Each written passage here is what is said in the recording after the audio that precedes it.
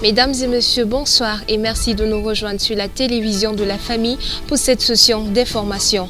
Dans l'actualité de cette édition, la Fédération des Églises et Missions évangéliques soutient le corps médical burkinabé dans la lutte contre le Covid-19. Bienvenue à toutes et à tous. Le traditionnel Conseil des ministres s'est tenu ce jeudi 26 mars 2020 sous la présidence du chef de l'État, Roch Marc Christian Kaboré. Ce fut un e-conseil de 30 ministres en plus du président du Faso et le premier ministre. Le Conseil a décrété l'état d'alerte sanitaire et la mise en quarantaine de 2 semaines à compter du 27 mars à 5 h du matin de toutes les villes touchées par le Covid-19. Une mesure qui s'étendrait sur toute ville où il serait enregistré un cas de Covid-19. Il était aussi question de la prolongation de 2 semaines de la fermeture des établissements scolaires et universitaires sur toute l'étendue du territoire. Le Conseil a décidé donc de la déclaration de l'état d'alerte sanitaire conformément à l'article 66 du Code de la santé publique. Le Conseil a décidé également de la prise d'un décret portant mise en quarantaine pour une durée de 2 semaines pour compter donc de demain, vendredi 27 mars 2020 à 5 h de toutes les villes ou localités ayant enregistré un cas positif au Covid-19. Le professeur Martial nous précisera ces villes-là qui seront dans le décret qui va apparaître ce soir. Un autre article du décret précise que toute autre ville où on connaîtra un cas de Covid pour tester positif sera immédiatement mise en quarantaine. Nous avons également décidé de la prolongation de 2 semaines de la fermeture des écoles, universités, centres de formation. La date de reprise donc est fixée maintenant au 14 avril 2020. Mais cette date pourrait connaître un réaménagement en fonction de l'évolution de la pandémie.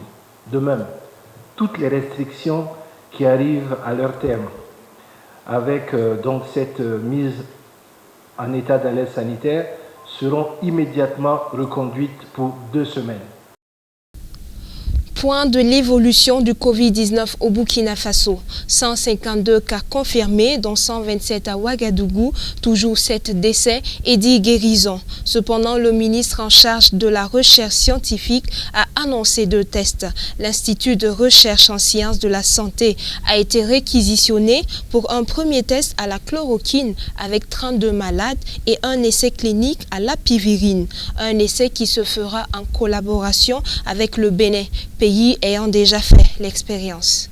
Le Burkina, à la date du 25 mars donc 2020, a enregistré 152 cas, dont 6 nouveaux cas, et avec malheureusement 7 décès, mais je reviendrai dessus. Donc vous avez 127 cas à Ouagadougou, 10 à Bobo, 6 à Boromon, 2 à Dédougou, 3 à Oundé et 1 à Bamfora, 1 à Manga et enfin 2 à Zorobo. Donc comme vous le voyez, il y a de nouveaux foyers. Donc au total, nous avons 52 femmes qui sont touchées et 100 hommes. Les décès sont donc au nombre de 7. Alors je voudrais revenir sur les 3 derniers décès parce que les 4 autres, vous le saviez déjà. Il s'agit donc d'un homme de 59 ans, donc porteur d'une HTA, donc qui est rentré dans un tableau de détresse respiratoire et qui est décédé. Et une femme également de 75 ans, donc ayant pour antécédent une hypertension artérielle, un diabète, qui est également décédé dans le tableau de détresse respiratoire qu'il a mené. Enfin, un homme de 50 ans, et je précise ici que c'est un Philippin, diabétique connu, donc, qui est donc rentré dans un tableau de détresse respiratoire, il en est décédé. Dans la foulée, nous avons avancé en voyant ce qu'on peut faire assez rapidement.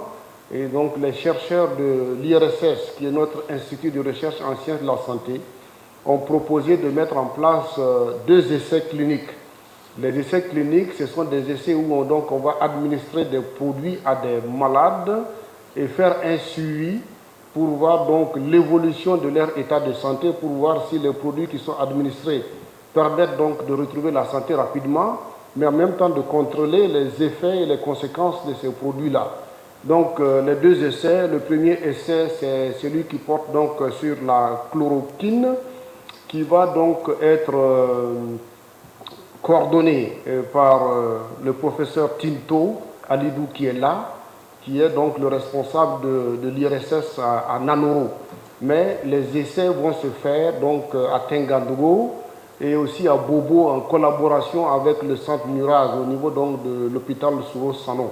Donc voilà, cet essai-là, il va donc combiner la chloroquine et puis l'azithromycine pour des malades et faire le suivi pour voir si on peut passer assez rapidement à un traitement à la chloroquine pour les malades que nous avons au niveau du Burkina. Ça, c'est le premier essai. Le deuxième essai va être donc coordonné par le professeur Ouedraogo Sylvain, qui est le directeur de l'IRSS, qui n'est pas là ce matin, mais il est représenté par le docteur Tarnagda, qui est dans son équipe. À ce niveau-là, il s'agit donc de faire des essais cliniques sur 64 malades, deux groupes de 32. Le premier groupe de 32, on va donc administrer l'apivirine. L'apivirine qui est un produit antirétroviral, mais aussi antiviral.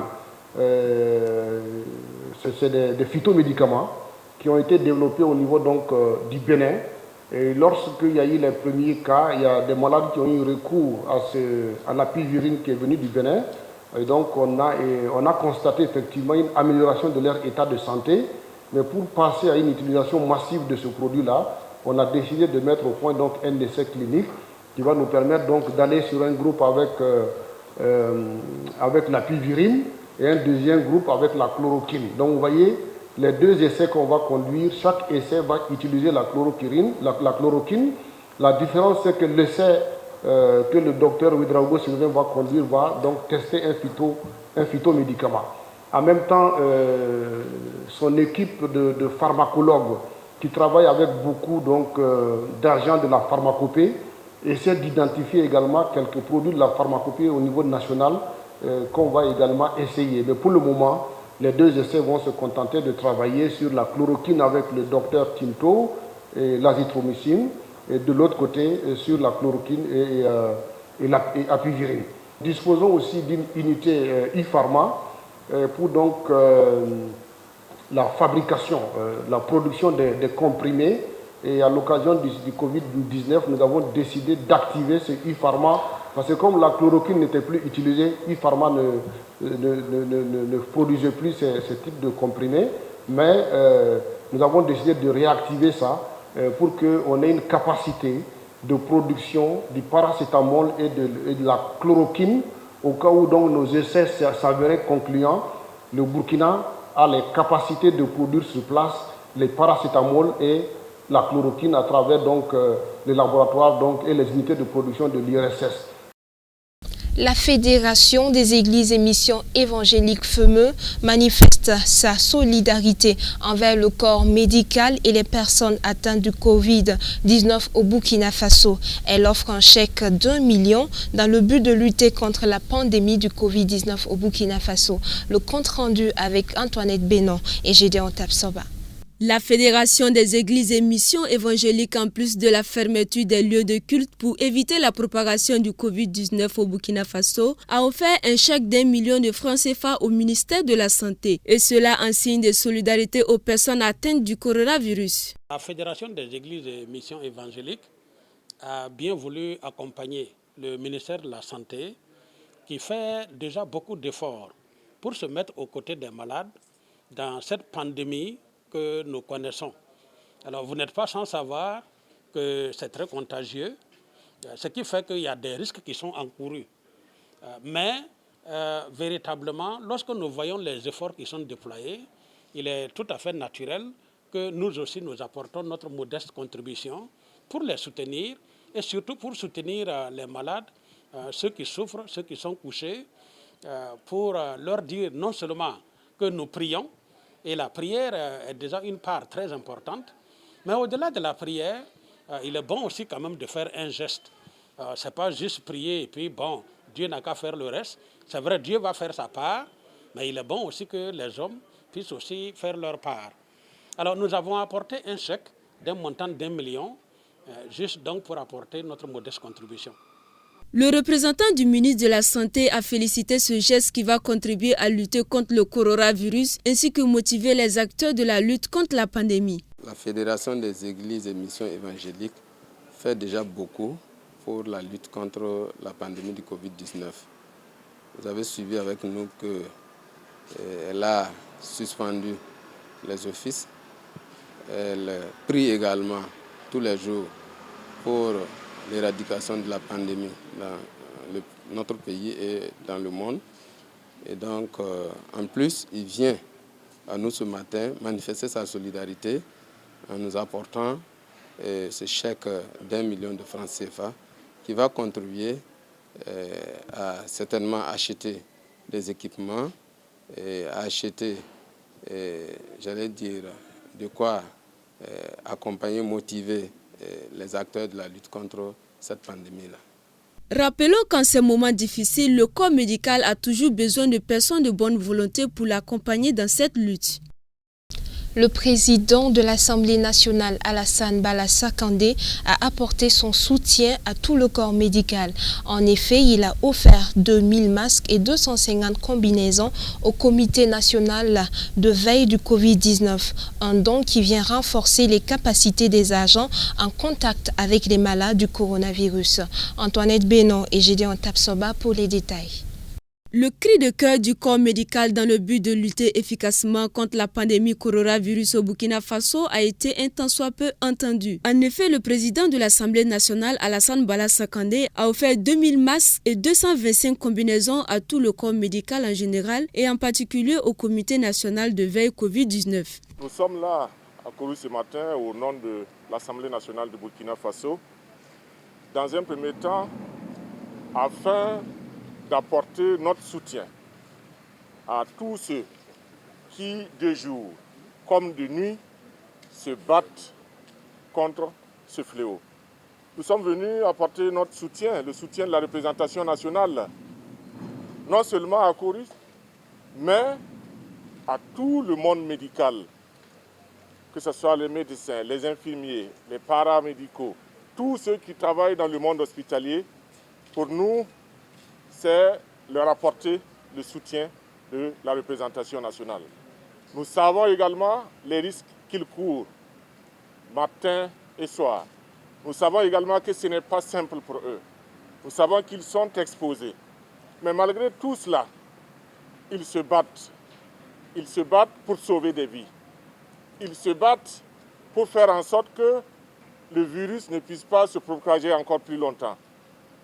Et donc, il est impératif aussi pour nous, dans ce combat-là, de venir leur exprimer notre soutien, de venir leur apporter notre soutien. Nous avons amené quelque chose, mais c'est une partie du matériel que nous avons promis. Parce que ce que nous avons amené ce matin, ce sont des gants, et pas des gants, des masques et puis des combinaisons. Vous savez, pour approcher les patients, il faut bien se protéger. Et donc, dans l'urgence, c'est ce que nous avons pu faire venir par avion. Et donc, le reste, nous sommes en train de voir, afin que le reste puisse venir par la route. Ce geste fort apprécié par le corps médical n'a pas manqué de réitérer ses remerciements aux donateurs. Nous en avons vraiment besoin. Et c'est ce qu'il a amené, il l'a cité tout de suite. C'est du matériel qui va être immédiatement déployé pour la lutte contre le Covid-19. Par contre, je voudrais, au nom de l'équipe de la riposte, le remercier parce qu'il aurait pu envoyer donner. Il aurait pu rester et puis nous appeler. Mais il est venu au front malgré les risques. Non seulement pour faire la revue des troupes, mais pour comprendre vraiment ce qui se passe au front de cette lutte-là. Donc c'est la preuve que les plus hautes autorités, nous sommes sûrs que nous avons le soutien des plus hautes autorités de ce pays-là. Et ça nous réconforte et ça nous renforce dans notre devoir. Donc je voudrais encore une fois remercier son Excellence, Monsieur le Président, et lui dire qu'il sache que sa visite Le don est important parce que ça nous protège, mais sa visite nous galvanise et ça nous donne encore de la volonté pour aller de l'avant. Notons que le président de l'Assemblée nationale a par ailleurs indiqué qu'une réflexion sera menée pour lancer une contribution populaire afin de lutter plus rapidement contre le coronavirus. Constat de la fermeture des marchés de la ville de Ouagadougou. Nos reporters Odette Swangena et Jonas Tondé ont sillonné les artères des marchés de Paglayiri et Rodwoko. Visualisons ensemble le compte-rendu. À ce jour, l'on dénombre à plus de 20 000 le nombre de personnes infectées dans le monde par le coronavirus. Le Burkina Faso a enregistré plus d'une centaine de cas. Chaque jour, de nouvelles règles ou mesures tombent pour restreindre les libertés et ainsi rompre la chaîne de propagation du Covid-19. La dernière en date au pays des hommes intègres concerne la fermeture des marchés et yards. De concert avec les groupements et associations de commerçants, la municipalité de Ouagadougou a décidé de la fermeture des 36 gros marchés sur 425. La nouvelle mesure prend effet ce 26 mars et ce jusqu'au 20 avril 2020. Constat au marché de Parlayiri, un des marchés concernés. Le gardien du marché, Issaka Tao, nous montre ici son effectivité. Les plus récalcitrants ont dû abandonner leurs denrées des suites de prise de mesures plus coercitives. Aux alentours, nous avons rencontré quelques bénéficiaires du marché avec des avis divergents qui se sont prononcés sans langue de bois sur la question. 2 semaines, ou 3 semaines, il a dit que 25 jours. Nous, on va faire comment? Ça là même, c'est dangereux plus que Vulise là. Je te jure là, pour moi là, ça c'est dangereux plus que Vulise là. Si moi je mourir, c'est fini. En tout cas, je voulais dire aux autorités, il n'a qu'à venir ouvrir au marché là. Et puis, il amène le gel, tout là. Si quelqu'un rentre, il lave avant de rentrer. Il lave avant de rentrer. À la sortie, c'est comme ça. En tant que Bernabe, vous pensez qu'elle est bonne ou qu'elle n'est pas bonne? Je pense que c'est bon. Parce que une personne qui cette maladie peut rentrer contaminer plusieurs personnes. Nous sommes au marché de Rodwoko. Le plus grand marché de Ouagadougou, voire du Burkina Faso, est complètement vide de ses usagers habituels sous le regard à la fois triste et résigné de quelques-uns. Bon, c'est fermé vraiment. Nous-mêmes, on ne voulait pas ça, mais comme c'est un phénomène mondial là, c'est pas facile. Nous, on prie Dieu toujours pour que Dieu nous éloigne de cette maladie et qu'on réouvre le marché. Si les commerçants vont rester jusqu'à 20 jours, un mois plus tôt, ne pas y sortir, bon, c'est pas facile en tout cas. Les gens disent que les maladies là, c'est pas maladie, que c'est le gouvernement venu prendre l'argent. Non, ça c'est pas problème de prendre l'argent. Il y en a en Amérique, il y en a en Chine, il y en a partout, il y en a en Côte d'Ivoire. Mais tout ça là, nous-mêmes, on est content que le marché ferme. Sinon, c'est le marché là même, je suis travaillé comme ça. Mais quand je suis venu au matin, c'est fermé, je suis content. Puisque les maladies vont loin avec nous. Voilà. Non, ceux qui sont dit ça là, ils ne comprennent pas. Si quelqu'un comprend là, si tu es venu au marché gagner l'argent, aller mourir là, est-ce que mourir laisser ton famille là, ou bien tu vas aller poisonner ton famille là, est-ce que c'est bon? Les échanges se poursuivent néanmoins entre vendeurs et acheteurs aux alentours du marché, précisément dans la zone commerciale encore exemptée de la nouvelle mesure. Cependant, au regard de la situation, d'aucuns, pour plus de précautions, ont préféré fermer leurs portes de leurs points de vente. À noter qu'en somme, ce sont plus de 2 milliards de personnes qui sont confinées dans le monde, soit près de 1/3 de l'humanité. Ainsi, si rien n'est fait, l'on court à une extinction à grande vitesse de l'économie et de l'activité sociale. Précisons que le Burkina Faso figure parmi le top 5 des pays africains les plus touchés par le coronavirus ou Covid-19. Et c'est là que prend fin cette édition. Merci de nous avoir suivis et bonne suite de programme sur la télévision de la famille. Surtout, prenez bien soin de vous.